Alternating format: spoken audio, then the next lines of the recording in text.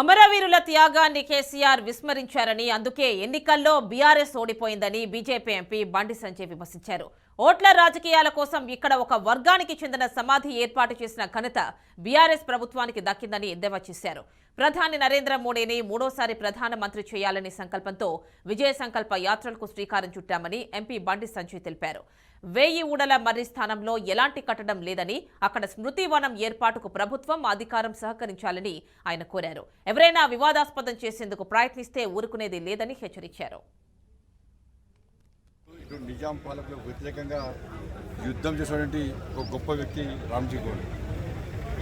వాళ్ళ యొక్క అకృత్యాలకు వాళ్ళ రామ్జీ గోండ్తో పాటు 1000 మంది పేద ప్రజలు ఇలా ఒకే మర్రి చెట్టుకు ఉడిసినటువంటి ఆ దారుణ సంఘటన మనందరూ తెలిసిన విషయం.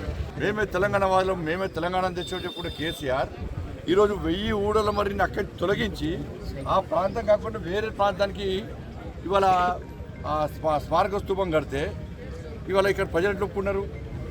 స్థలాన్ని వదిలిపెట్టి ఒక వర్గం ఓట్ల కోసం ఎవరో బాధపడతారని చెప్పి ఏదో ఒక చిన్న కట్టడాన్ని సాగుగా చూపెట్టి స్థలాన్ని మారిస్తే ఊరుకునే పార్టీ భారతీయ జనతా పార్టీ కాదు.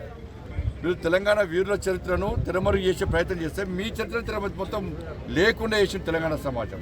ఇంకా నిర్మల్ ప్రజలు కూడా ఈ 1000 ఊడల మర్రిని ఇలా మీరు తెరమరుగు చేస్తే ఇలా ఈ ప్రాంతంలో కూడా ఇలా బీఆర్ఎస్ పార్టీ నాయకుల చరిత్రను తెరమరుగు చేసి ఇలా వాస్తవ చరిత్రను సమాజానికి చూపెట్టాలని చెప్పి ఒక గురుతర బాధ్యతను ఇవాళ మహేశ్వర రెడ్డి గారికి అప్పేపారు. కాబట్టి ఇవాళ ఒక అడుగు ముందుకేసి అక్కడనే ఎక్కడ 1000